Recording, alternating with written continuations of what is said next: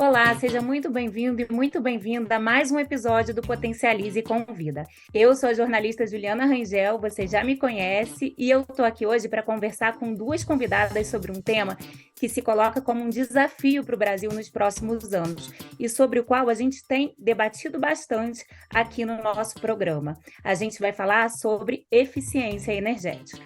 Bom, apesar de algumas melhoras na indústria, o Brasil ainda está em 22º lugar no ranking de esforços nacionais feito entre 25 países pelo Conselho Americano para uma Economia Energeticamente Eficiente.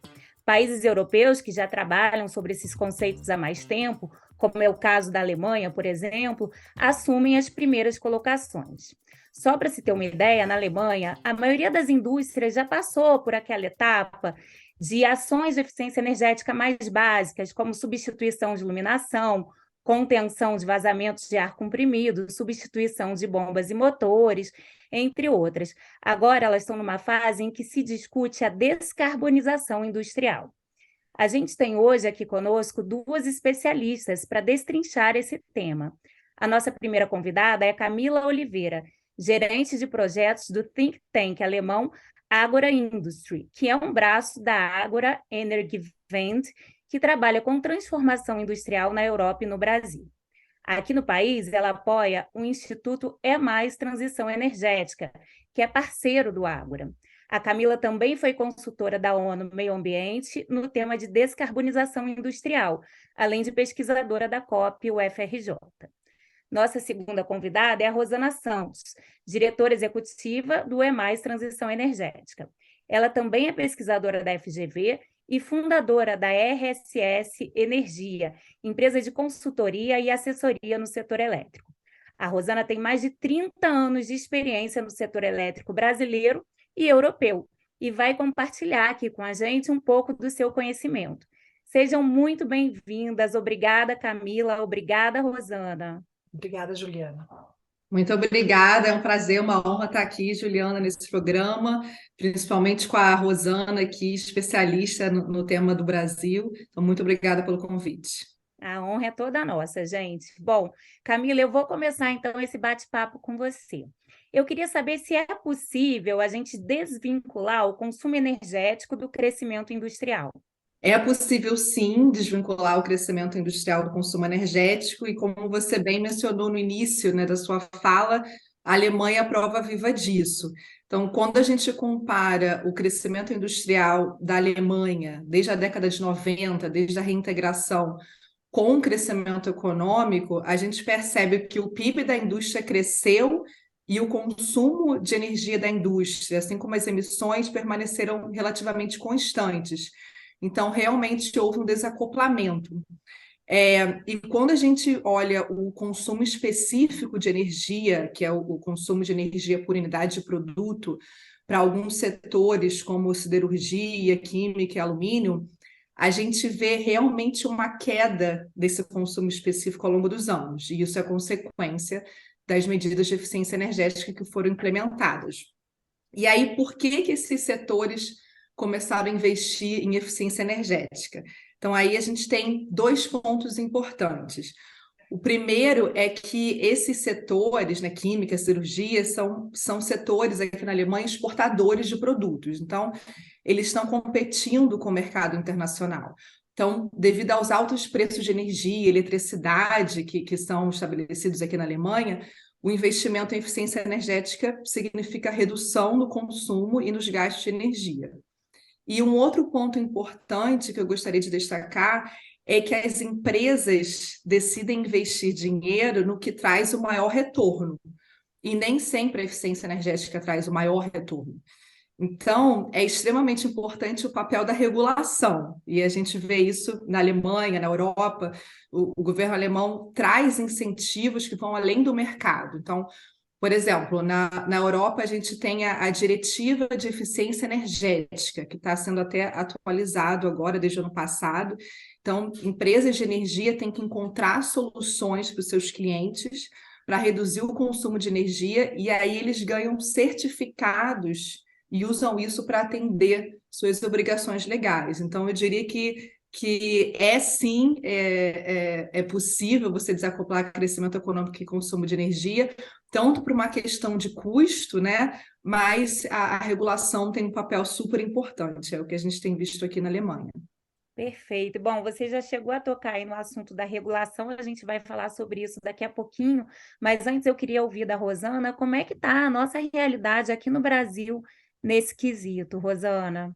A gente provavelmente mais para frente vai até falar alguns programas tal que tem aqui no Brasil, mas assim, em linhas gerais, você tem o Brasil numa realidade distante do que é essa realidade que a Camila reportou. Se você pegar aqui a curva de crescimento em termos de milhões de toneladas de carbono, de emissão da indústria, ela continua, de 1970 até agora, a indústria começou recentemente a diminuir um pouco a sua intensidade de emissões, mas, por exemplo, a agropecuária e mesmo o serviço e comércio continua emitindo e está numa curva ascendente de emissões. E isso, apesar de que a matriz energética brasileira, que na verdade é da onde se tira a energia, né? Essas emissões vêm de algum lugar, a matriz energética brasileira ela é energética, não elétrica, tá? A energética é 43% renovável. Mas mesmo sendo renovável, nós temos um nível de emissão bastante relevante em comparado com a eficiência de outros lugares. O Brasil tem uma intensidade de emissões na economia mais baixa do que outros lugares no mundo. A gente tem uma emissão de 0,13 toneladas de carbono por milhão de PIB, né? Por dinheiros de PIB, né? Então, você tem mas assim, tem muita coisa ainda para ser feito, porque, como a gente vai ver mais para frente, foi feito muito investimento em eficiência energética no Brasil, não é que não foi, mas ainda estamos, em grande medida, nas coisas básicas que a Camila citou ali, né? Ar-condicionado, ar comprimido, iluminação, muito do que foi investido no Brasil foi melhor e eficientização da iluminação, mas agora é a hora da gente partir para a segunda etapa desse negócio, que é realmente mexer em processos, você ter processos mais eficientes, mexer mesmo mais profundamente em elementos que se usa na indústria, realmente mexer nas reações químicas que se usa, mexer de uma forma mais profunda do que o que a gente fez até hoje. Então, mal comparando, a gente ainda está nos primeiros estágios. Bom, Camila, como a Rosana mencionou agora, a gente tem uma matriz energética que assim, tem um percentual alto de energia renovável, mas a gente tem também um volume de emissões que não é tão baixo assim. Eu queria saber de você qual é a relação entre eficiência energética e descarbonização no contexto europeu. Juliana, esses dois conceitos aqui na Europa estão estritamente ligados. Um exemplo disso é o European Green Deal, né, o Pacto Verde Europeu, né, que tem a meta de chegar à neutralidade climática em 2050 e a meta de reduzir as emissões em 55% em 2030 em relação a 1990. Então, para alcançar essa meta de 2030, eles falam efficiency first, quer dizer, eficiência primeiro, como sendo a medida mais importante de descarbonização, não só da indústria, mas da economia europeia.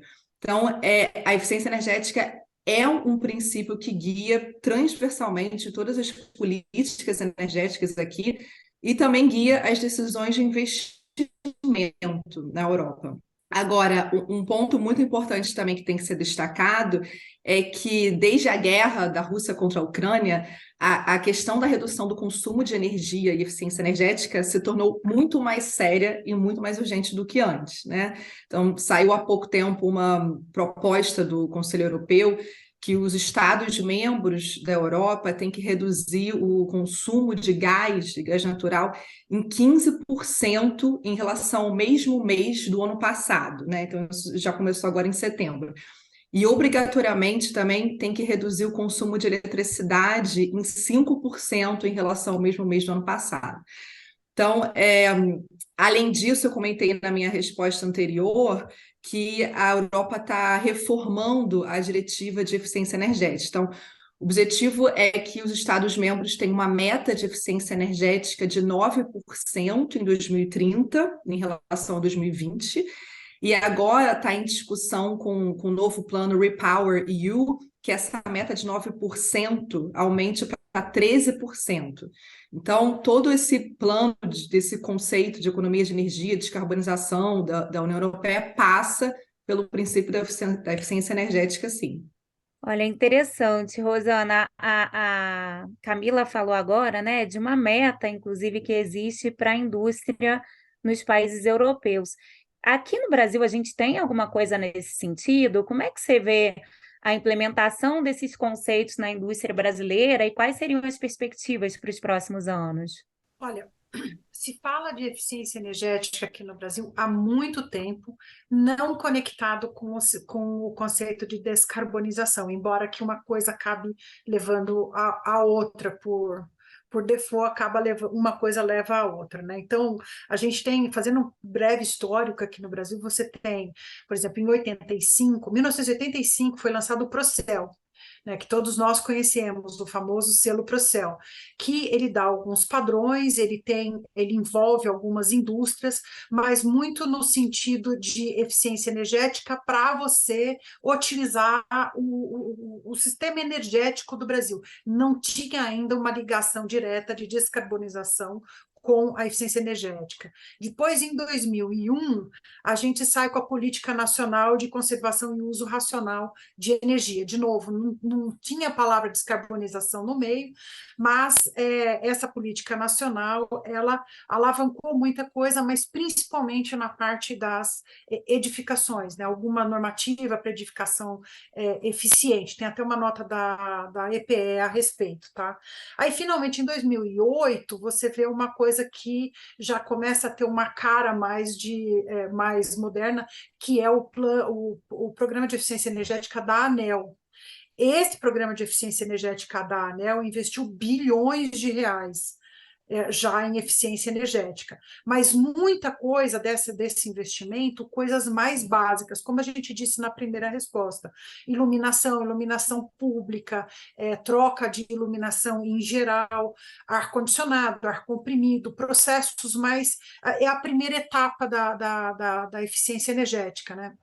Então, na indústria, desse bolo de dinheiro que foi investido, só 4% é que foi tomado para fazer projetos junto com a indústria. Mesmo assim, já teve uma economia grande de 135 gigawatt-horas por ano já nesse processo, né? E a gente espera, agora tem, como eu falei na minha primeira resposta, tem esse projeto do GIS, que está tentando pegar esse caldo todo de conhecimento e transformar em ações mais concretas, entendo de onde vem o dinheiro para investir, porque como a Camila colocou na primeira resposta, a eficiência energética não necessariamente ela é vantajosa do ponto de vista de lucro para a economia, né?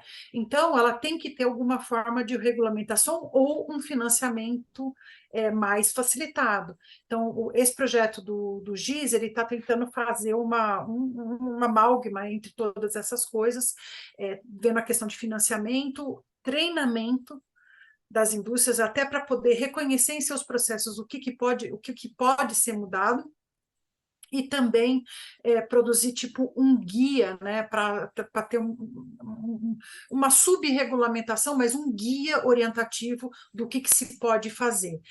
O que a gente vê hoje, a eficiência energética mais e mais aqui no Brasil, se alinhando com o conceito que é usado na Europa, né, alinhando a eficiência energética com descarbonização, ela passou a fazer parte integrante da transição energética, e uma tentativa agora de sistematizar um pouco melhor todos esses projetos.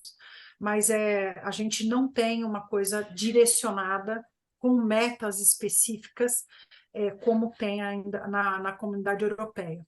E, bom dizer, importante não fazer um copy and paste, porque não a gente precisa avaliar a realidade aqui e não simplesmente reproduzir, mas sim ver o que dá para aproveitar e fazer as nossas próprias soluções. Lembrando que a nossa matriz é bem mais verde, então, às vezes, a nossa estratégia tem que ser um pouco mais.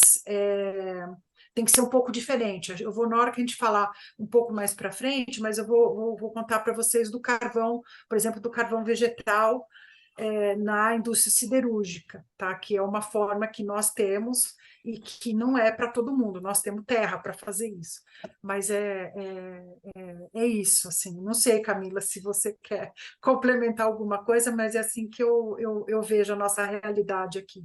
Não, Rosana, eu concordo completamente. Você citou aí o carvão verde na siderurgia, né? Aí a gente tem um potencial imenso, né, de produzir carvão verde que a gente não tem aqui na Alemanha. Então, aqui na Alemanha, a gente tem que fazer outras tecnologias completamente disruptivas, né? Usando hidrogênio verde. E realmente aí no Brasil a gente tem tudo para decolar. Foi bom vocês terem falado sobre isso, porque eu já estou indo já na minha próxima pergunta, né? Vocês falaram sobre siderurgia e justamente essa é a minha próxima pergunta para Camila. Camila, eu queria saber quais são os maiores desafios com relação à descarbonização, justamente para esses setores que são considerados mais complexos, como o siderúrgico e o químico, por exemplo. Você diria que a eficiência energética é um tema relevante nesse caso para reduzir as emissões? É um tema super relevante para todos esses setores energointensivos, como siderurgia e química, e a gente lá na Ágora vai publicar em breve um estudo de transformação da indústria química alemã. E quando a gente analisou historicamente o consumo energético na indústria alemã, a gente viu que a eficiência energética tem sido um foco desse setor, né? Porque o setor químico depende altamente de combustíveis fósseis, é o setor que mais depende, né? Que mais consome energia. E tem a questão dos custos ligados a esse consumo. Então, a gente viu que entre 1990 e 2019, o consumo específico de energia no setor químico reduziu 50%. E isso tem a ver com eficiência energética. Mas tem um consenso também que, tanto para a química quanto para a siderurgia, a eficiência energética tem um papel super importante, mas também é limitado. Então, as medidas incrementais de eficiência energética para substituir, por exemplo, uma caldeira para gerar calor, ou uma cogeração para gerar calor e eletricidade, ou um forno, por mais eficiente que seja, não é o suficiente para que o setor se descarbonize. Então, os planos de transformação, tanto do setor siderúrgico quanto de químico aqui na Europa, e é o que a Ágora tem promovido, é que a indústria precisa de uma mudança radical na tecnologia que ela usa. Para o caso do Brasil, pode ser um pouco diferente no caso da siderurgia, como o carvão vegetal, que a Rosana mencionou. Então, para esses setores serem neutros ou até positivos em carbono, não dá para continuar produzindo calor a partir de uma cogeração a gás natural, né? Por mais eficiente que ela seja. Então, o que a gente recomenda é que esses setores tenham que implementar a eletrificação dos processos, que seria a substituição da cogeração e das caldeiras movidas a combustíveis fósseis por bombas de calor e caldeiras elétricas, que são muito mais eficientes que essas caldeiras fósseis, né? Então, por exemplo, um dado, a gente viu que aqui na Europa, o uso dessas bombas de calor na indústria, para calor de baixa temperatura, que é menos de 200 graus Celsius, resulta em uma redução de 40% no consumo de energia. Para a siderurgia, aqui na Europa, a gente alcança a neutralidade climática substituindo o alto forno, que a gente usa carvão, né? Mas aqui é carvão mineral, não é o carvão vegetal, como no Brasil. E não adianta a gente substituir esse alto forno por um alto forno mais eficiente que vai usar menos carvão. Não, vai continuar usando carvão. Então, essa tecnologia tem que ser trocada por um forno de redução direta que use hidrogênio verde ao invés de carvão para produzir um aço verde e atender as metas de neutralidade climática. E outro ponto importante é que eficiência, a gente está falando muito de eficiência aqui, mas eficiência não é só em relação à energia, mas é também em relação ao material. Então, quanto menos produtos virgens, primários a gente produzir, mesmo sendo aço verde, plástico verde, alumínio verde, mais a gente economiza energia e recursos, e material. Então, o papel da reciclagem é muito importante para atender as metas de descarbonização desses setores. Legal, Camila. Você falou de algumas especificidades, né, no mercado europeu, principalmente. Agora eu queria saber da Rosana, se existem semelhanças com o nosso mercado aqui, né? Você citou agora há pouco o carvão vegetal. Talvez seja legal você falar um pouquinho mais sobre o que é o carvão vegetal, por que que a gente consegue usar isso aqui e não consegue usar, de repente, em indústrias em algumas regiões da Europa. Bom, assim, o processo que a Camila estava descrevendo, que é usado na Alemanha, é o processo majoritário que é usado aqui no Brasil também, né? Que é o processo que chama BF-BOF. É um nome bonito para isso que a Camila falou, que são caldeiras a carvão ainda, e a redução ainda é feita toda usando todo o carvão no processo, né? E o Brasil, 75% do aço brasileiro é produzido com esse processo. O outro processo, que é o processo que chama EAF, que usa eletricidade, caldeiras elétricas, ele é usado ainda muito para quando você está reciclando scrap, né? Toda a parte de reciclagem é feita com esse processo. Aço verde, né? O aço que é virgem, ele é muito utilizado esse processo com a caldeira vegetal. Então, a gente tem, na nossa indústria siderúrgica, ainda utilizando, tomando o exemplo da Alemanha, no processo tradicional, que é esse BF, BOF, tem muita coisa que pode ser feito para melhorar o carvão. Por exemplo, reutilização de gases ao longo do processo, você entrar com o carvão de uma forma um pouco mais pulverizada e particulada no processo. Tem algumas mudanças que podem ser feitas e as nossas siderúrgicas estão começando a fazer essa mudança, mas ainda tem muito que andar. Então, a gente pode, sim, melhorar muito o processo existente. E a gente tem, diferente do que na Europa, 10% dessa produção, desses 75%, né, tem 10% que utiliza carvão vegetal.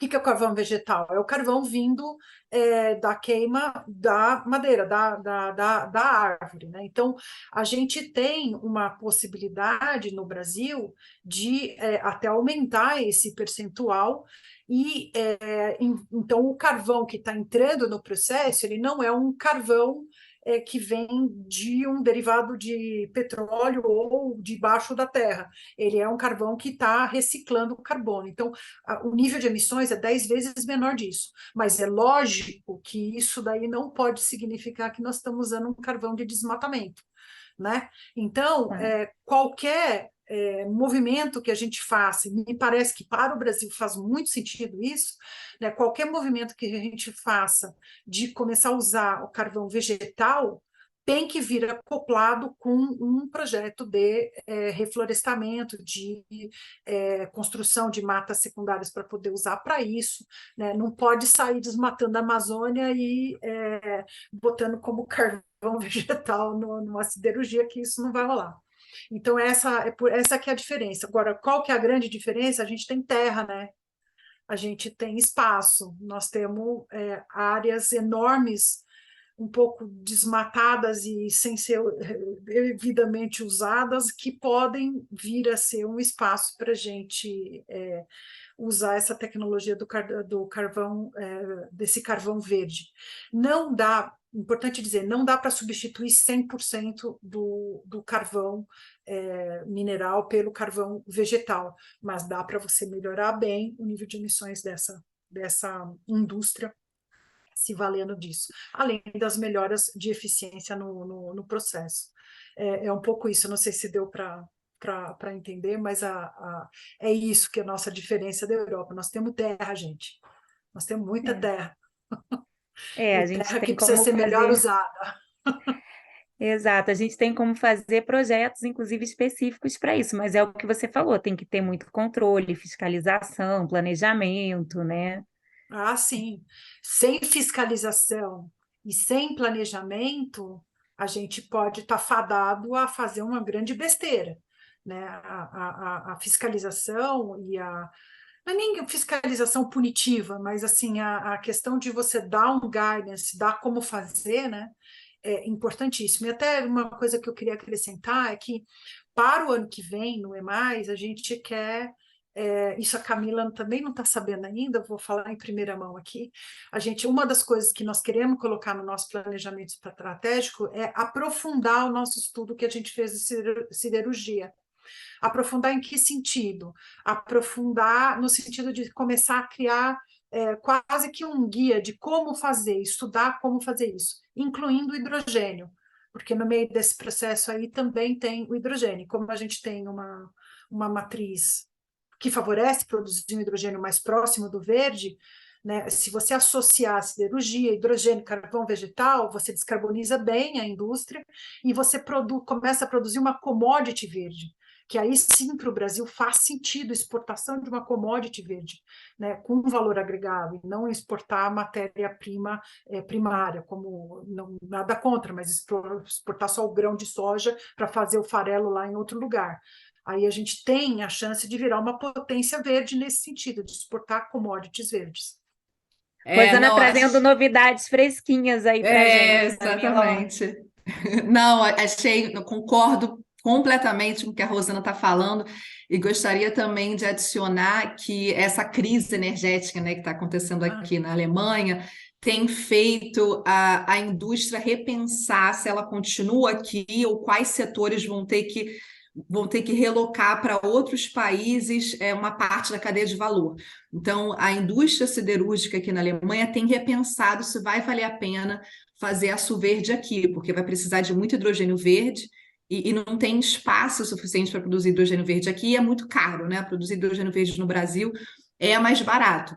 Então, isso, como a Rosana falou, é uma chance muito boa para o Brasil para agregar valor às suas exportações, né? Não ficar exportando só commodity, mas exportar um produto intermediário do aço verde para a Europa, para a Alemanha, por exemplo, e a Europa finaliza aqui. Então, acho que é bom para todo mundo. A Europa gasta menos dinheiro subsidiando essas tecnologias verdes, né? E compra o produto intermediário mais barato do Brasil, e o Brasil adiciona valor às suas exportações. Então, acho que em toda essa conversa de transição energética e de transformação industrial, a gente tem que começar também a pensar em cooperação climática, em colaboração entre os países, porque tem que ser, né, um caso de ganha-ganha dos dois lados. Com certeza. Exatamente. Se eu posso só acrescentar uma coisinha, a grande discussão do hidrogênio, né, que se falava até pouquíssimo tempo atrás, se falava, não, o Brasil vai produzir hidrogênio verde e exportar hidrogênio verde. Da fala da Camila, que inclusive foi você mesma até que me mandou o artigo, a gente vê a Europa não tem condição de ficar ou de produzir ela o hidrogênio verde, e a importação de hidrogênio verde é complicada, gente. A gente não pode esquecer. Lembra do Zeppelin? Ele era cheio de hidrogênio, ele explodiu. Então, para você transportar o hidrogênio, você precisa transformar ele em alguma outra coisa, né? Em amônia ou liquefazer, e tudo isso gasta energia. Você gasta energia para transformar em amônia, gasta energia para destransformar em amônia lá na ponta. Ou seja, pode ser que ocorra uma exportação de hidrogênio verde, sim, mas faz mais sentido você usar o hidrogênio verde mais próximo nos processos industriais, na eficiência energética dos processos industriais, e exportar a commodity com um conteúdo de carbono menor.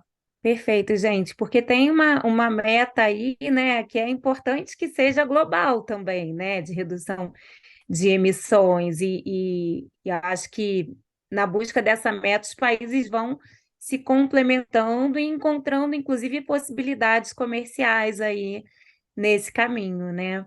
Bom, Camila, eu sei que você já falou um pouquinho sobre regulação, né? Já falou sobre algumas metas que estão sendo implementadas e até aperfeiçoadas na Europa, muito em função, talvez, dessa crise aí, né, em relação à guerra. Mas eu queria que você falasse assim, se a gente pudesse imaginar um conjunto de medidas bastante eficiente que é adotado aí na Europa e que de fato consegue impulsionar, né, e acelerar essa descarbonização industrial, considerando a eficiência energética e troca de combustíveis, o que você citaria assim de principal que você consegue visualizar que tem sido feito aí? Tem muitas, mas vamos lá. Acho que Difícil resumir, difícil, tem né? muita coisa sendo feita aqui. Mas acho que a primeira é a diretiva de eficiência energética da Europa, que eu já comentei, né, com a meta de eficiência energética de 9% em 2030 comparado com 2020. Tem o plano do Repower EU, que é para responder à emergência da crise energética gerada pela guerra. Então, eles têm uma medida que é aumentar a meta de eficiência energética de 9% para 13%. Tem o RED 3, que é a diretiva de energias renováveis, Renewable Energy Directive, da Europa também, que propõe um phase-out, uma eliminação do uso de gás natural para calor de baixa temperatura na indústria, ou seja, substituir pela eletrificação, que é muito mais eficiente. Além disso, os países da União Europeia têm uma meta para expandir as renováveis. Então, os outros REDs, o Renewable Energy Directive 1 e 2, o foco era mais em edifício, aquecimento, setor elétrico.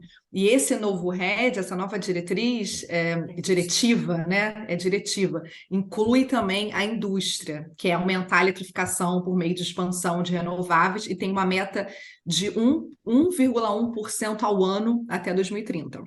A gente tem também o famoso EU ETS, né, que é o mercado de carbono aqui na Europa. Bom, e como é que esse mercado foi até aqui?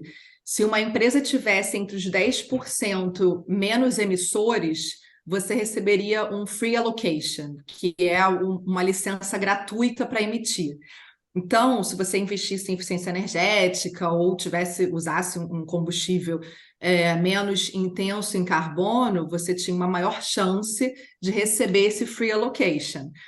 Mas agora tem um plano chamado 50 for 55, que é um plano para 2030, para atender a meta de 2030, que é reduzir a emissão em 55%, está sendo proposta uma reforma desse mercado de carbono aqui na Europa.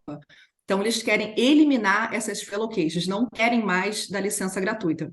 Então, isso também é mais um incentivo para a troca de combustível, para melhorar a eficiência energética. Tem também uma reforma da diretiva de ecodesign. Então, isso está muito ligado à economia circular, que é muito importante. Aquilo que eu falei, eficiência não é só na energia, mas também é no material. Então, reciclagem tem um papel fundamental aí. Então, essa diretiva de ecodesign, antes era mais para motor elétrico, bomba de calor, e agora eles estão querendo expandir o escopo dos produtos, né? Para aço, para plástico, para alumínio, etc. Então, isso também vai começar a afetar a indústria. Então, o objetivo é regular, eles chamam de Embedded CO2 Emissions, que é regular as emissões de CO2 acumulada na cadeia de valor desses produtos, regular o conteúdo de material reciclado nesses produtos, a durabilidade desses produtos. Então, assim, tudo ligado à economia circular. E por último, que é muito importante, é o CCFD, que é o Carbon Contracts for Differences, é o contrato de carbono pelas diferenças, que é um subsídio que o governo dá entre o custo da tecnologia convencional da alta tecnologia, né? Porque a tecnologia de baixo carbono nem está mais alta, né, que a tecnologia convencional. Então, o governo paga esse subsídio para você trocar, por exemplo, a cogeração a gás natural por uma bomba de calor, né, para usar a eletrificação. Então, na Alemanha, parece que já vai começar no início do ano que vem, esse CFD, e na Europa, no final do ano que vem. Então, isso significa mais dinheiro para eficiência energética, para substituir combustível fóssil por hidrogênio, eletrificação, trazendo processos mais eficientes. Então, acho que esses são os que estão sendo mais falados aqui, mas tem bastante coisa. É um conjunto amplo aí de medidas, né, e de metas. Bem, Rosana, a Camila falou, né, um pouco aí de legislação, de metas, de regulação, mas eu queria saber, assim, do ponto de vista dos empresários aqui no Brasil, que conselho você poderia dar para que eles melhorassem sua eficiência energética e começassem a arrumar aí sentido da descarbonização? Olha, Juliana, vou até dar um passo para trás, né, de tudo isso que até que a Camila falou, né? A gente vê que essa questão da descarbonização da economia, ela teria que ser uma iniciativa global. Por quê? Olha tudo que a Europa está fazendo. Isso que a Europa está fazendo, no curto, talvez até no médio prazo, pode até encarecer os produtos da Europa e tirar a competitividade dos produtos da Europa vis-à-vis produtos de países que adotam menos medidas, menos restrições. Né? Então, a hora que essa coisa da implementação da descarbonização, ela é por isso que tem a COP, por isso que eu estou indo hoje à noite para a COP. A gente precisa ter mesmo uma conscientização global e implementar as coisas de uma forma mais global. Isso dito, né, aqui no Brasil, a gente teve algumas iniciativas recentes. Por exemplo, teve o decreto para se implementar o mercado de carbono, em implementação, então tem uma orientação para formar as comissões, tem uma orientação nesse decreto também para começar a colocar algumas metas, mas são metas, a princípio, autoproclamadas dos diversos setores. Tá? Não tem não vai ser, eu acredito, de cara uma coisa imposta, porque tem sempre muito cuidado de não prejudicar a competitividade já tão baleada da economia brasileira, né, com relação a isso. Mas mercado de carbono deve ocorrer, né, deve ser implementado, mesmo o novo governo deve seguir essa questão de implementação do mercado de carbono. Eu vi também, porque essa discussão do mercado de carbono aqui no Brasil muito restrita sempre ao setor elétrico, né? E eu vi a primeira vez, um primeiro passo de envolver outros setores também nessa questão do mercado de carbono. Aqui no Brasil, para os empresários, né, o que tem de muito claro é quem não se adaptar, o mundo vai passar a precificar melhor quem está seguindo esses preceitos. Né, o ESG, eu dei o nome que você quiser para a coisa. Né? Então, as commodities que seguem esses preceitos vão ter um valor maior. Ou, quiçá, quem não seguiu os preceitos vai ter muito mais dificuldade de colocar os seus produtos lá fora. Então, qual que eu diria para o Brasil como um todo? Nós somos uma potência verde, nós temos uma matriz 43%, 44% verde, pode ficar mais verde ainda. A gente tem que conseguir transformar os nossos processos para se aproveitar disso, transformar os nossos processos para que a gente seja mais verde do que o resto do mundo e valorizar isso e vender o valor agregado que nós temos já intrinsecamente na nossa matriz. É um pouco isso, assim, talvez um pouco, como é que se diz? Otimista demais, mas, cara, assim, que outro país no mundo tem o que a gente tem? Nobody, tá? É assim, a gente vai ter que tomar muita lambada se a gente não conseguir realmente um asset para o Brasil e transformar isso em divisa para o país, sabe? Eu acho que é isso. Não, Não eu sei, Camila, concordo. talvez você Não, esteja empolgada aqui, eu mas... sou que nem você, Rosana. Eu acho que aí no Brasil a gente tem a faca e o queijo na mão, né? A gente tem tudo, a gente tem sol, a gente tem biomassa, a gente tem vento. Então, se a gente não fizer, é porque não quis. Então, a gente tem muita oportunidade, está com tudo aí na mão para ser realmente uma potência, uma soberania verde. Trabalhando aqui na Alemanha, vendo todas as dificuldades aqui da Europa em se transformar, né? Eles querem, né? Tem muitas políticas, mas eu vejo, gente, no Brasil isso é muito mais fácil, né? Porque a gente a gente pode expandir bastante ainda a energia eólica, biomassa, né? Reflorestar, a gente tem tanta coisa para reflorestar, áreas degradadas. Então, eu também estou muito otimista que daqui para frente a gente vai seguir esse caminho, né, que nos é colocado. E entender que a mudança climática advinda da questão do nível de emissões que a gente tem hoje está afetando o Brasil sobremaneira, né? A crise climática a crise hídrica de 2021 pode ser uma coisa meio cíclica, mas tem um agravamento pela crise climática. Você tem chuvas torrenciais aonde não se chegava nesses volumes de chuvas antes. Você tem Santa Catarina mais e mais exposto a furacões. Então, está mais do que na hora do Brasil galgar essa economia verde e tomar realmente as rédeas de nosso futuro nesse sentido da descarbonização, não só porque isso vai afetar a gente, mas também porque isso pode dar divisa para o país. É isso, gente. Acho que a gente não tem outra saída, né? E está na hora da gente se apropriar aí dessas vantagens que a gente tem em relação a outros países. Bom, então a gente está chegando aqui ao fim da nossa conversa. Eu queria muito agradecer. Quero agradecer a você, Rosana. Obrigada, Camila. Foi muito bom ter vocês aqui. Bom, e eu agradeço também a você que ficou aí nos assistindo, nos fazendo companhia. Para aqueles que estão no YouTube, não deixem de deixar o seu comentário e contar um pouquinho sobre o que vocês acharam dessa conversa no nosso canal. Só para lembrar, o Potencialize é um programa de investimentos em eficiência energética para pequenas e médias indústrias que costura o setor de ponta a ponta, vai desde a capacitação de mão de obra até o fornecimento de crédito, financiamento e consultoria técnica.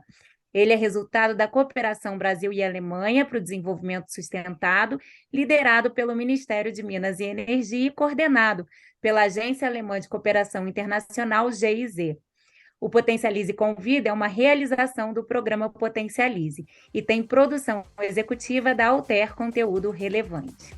Participaram desse episódio Gustavo Santos, na produção audiovisual e sonora, Natália Araújo, na edição, Eduardo Nunes, na coordenação, e eu, Juliana Rangel, na pesquisa, roteiro e apresentação.